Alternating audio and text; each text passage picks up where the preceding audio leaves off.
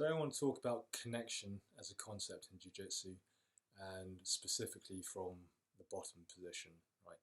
So connection can mean a lot of different things, but what I'm using it to mean here is how we're controlling our opponent's weight from the bottom, how we're trying to move them. So I'm just going to go straight in because it's a bit more conceptual, a little bit harder to just describe. So here we have a 24 kilo kettlebell, which as kettlebells go is not particularly light, it's not super heavy. As training partners go, it's really light. 24 kilos is probably a fraction of your average training partner's weight, unless you're exclusively training with small children. If I'm trying to lift it, right, if I ask you what the easiest way to lift this would be, the most efficient way for me would be to stand over it, deadlift it, like not a problem, super easy. But that's not many situations where we're going to be trying to deadlift a small person, right? Unless you're stuck at home in quarantine and not behaving or whatever. Yeah. What we're looking at is a jiu-jitsu kind of specific sort of set of movements here, right? If I'm trying to lift it just my arms from the floor here, right, trying to lift it up here is going to be pretty tricky. Trying to bicep curl it also, right? If I was just looking to use my arms, I'd still be trying to get as tight to as possible, get it on top of me here, and then start looking to press it up in the air, right? Trying to get underneath it and get a solid connection to it so I can lift it properly. If I'm trying to lift it from here, I'm going to really struggle. I want to get it to a position where I can get my weight and as much of my as much of my body underneath it in line, so I can lift it efficiently. Right? Ideally, I don't even want to be doing that with just my arms, because still getting underneath it and floor pressing it, I'm just using the musculature in my arms, right? Which is why standing over it here and deadlifting it is mechanically so much more efficient. I'm using my legs, my back, like everything here, right? If I'm trying to lift it with my legs here, right, you'll see it's happening with a lot of guys playing butterfly guard when they don't really know what's going on. They're going to try and lift their opponent from here, right? And this is not the heaviest thing in the world, especially not compared to some of your training partners, but you can obviously see I'm going to struggle to lift it like this, right?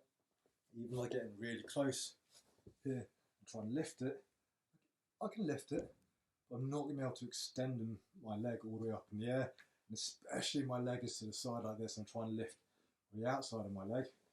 Well, that's where you're going to start getting yourself injured. Gordon Ryan tore his LCR doing that. That contributed to my meniscus tear. So doing things inefficiently, right? It's not just inefficient, but you also run the risk of putting more strain on your body than it can handle. If I'm trying to use my legs to lift the kettlebell, right, similar to a partner, we're going to start running into different sets of problems, right? I can't just stand up and deadlift it here, or I can, but your partners aren't going to let you do that. I'm going to start running into problems of balance here, right? And this is where like connection comes into it too. If I try and just lift it with my feet, right, you can see I'm going to run into problems because now I have to do something to connect to it. Like here, it's going to be very hard just to pick it up here because it's going to slide. I need a really strong squeeze to make it happen. I can hook my feet underneath it here, but because this is the biggest handle in the world, I can't get both my feet in. I have a poor connection to the kettlebell, right? So if I start getting both my feet involved here, I use my hands to stabilise and balance, right? This is very similar to what we're doing from guard, right? We're using our arms not to lift here, right? But we're using all of this here to kind of stabilise the position. And you can see I'm straining a little bit, but it's more just to hold it in place. And now I could just lie on my back here, right? Start using my legs to start lifting here. And this is relatively easy, right? Still a bit of a struggle because it's still an awkward position. I'm still using my legs to lift what's essentially a midget training partner. If now I start getting everything in place, right? Instead of trying to lift my legs, right, what I'm going to do is start using my whole body. So now I just rock to my back here. Look how easily the bell comes up, and I'm not straining with my legs yet. Now, because it's over my hips, I can lift it really, really easily. Because it's momentum, it's the connection to the kettlebell, it's me getting underneath it, right? Still not entirely sure how I should be describing or what I can put this on. The connection is a very large part of it, but getting under your opponent's weight, controlling your opponent's weight, that is what I'm trying to illustrate. We can do the same thing here, right? If I'm trying to move this kettlebell with my arms, here if I want it to go from one side of myself to another, right, I can lift with my arms here and then put it down on the other side of me. And I can do that because it's only 24 kilos. You try and do that to a big training partner, that ain't going to work very well. Right? So what I'm going to do, if I can, is connect to it as well as possible. So in this case, I can just kind of hug it to me, even here, make it a part of myself, use the handle, and then I'm just going to move it onto me here. Right. So I'm lifting, but not excessively. Now I try and get it to the other side of me. Right. Because it's on top of me, its weight is connected to me, I can move to the other side pretty easily, because I'm not trying to lift it directly. So we're not trying to lift, move our partner, we're trying to almost move ourselves. We're connecting ourselves to them here, and then moving it back the other way, right? So we're moving ourselves in a relationship to our partner, not trying directly to move our partner. Right? That's a lot harder. Another little illustration of this is, how could I put this on its side, right? If I want to put it on its side, I could pick it up here, tilt it, put it on its side. Here, pick it up, tilt it, put it down. Possible because this is small, it's not a particularly heavy weight, but it's still not going to be the easiest. If you try and do that with a partner, pick them up, put them sideways, it's going to be hard, right? If I tilt it, it's much easier. Tilt it there, same thing, right? Obviously, it's not a perfect example. Like your partner is not a kettlebell, and they're not going to move in the same way. But this is roughly what we're talking about. If I have a chair, you can see kind of the same sort of things here, right? I can try and lift it with just one hand here, right? And it's going to be very, very hard to do. If I try and lift it with one hand, putting my hand underneath it here, right? Once I get the balance, it's pretty straightforward. So, can you lift a chair with one hand? Yes, you can, as long as you're not making it deliberately hard for yourself. Some people might be able to do this. I know I've seen plenty of videos of people doing like similar feats of strength. I can't do that.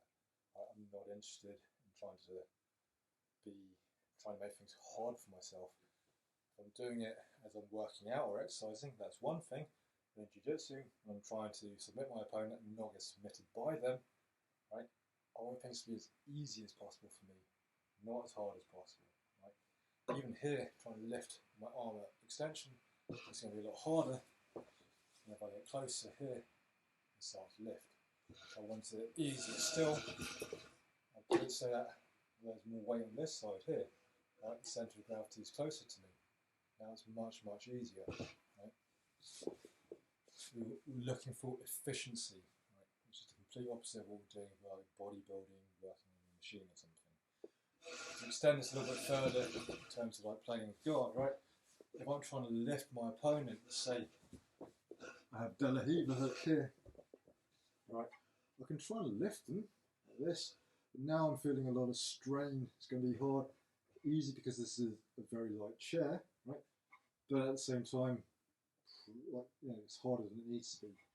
If I get this hook here, right, I reach through, I pull them onto me here, right? I'm not trying to lift them directly up. I'm moving towards me.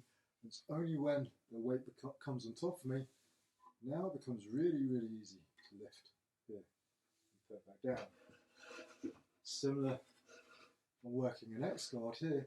I'm trying to lift them from here. I have to fight to balance. I'm losing it here. There's a little bit of a strain. I bring them on top of me here by moving them sideways, not up and down, but left and right. Now when it's on top of me, it's effortless.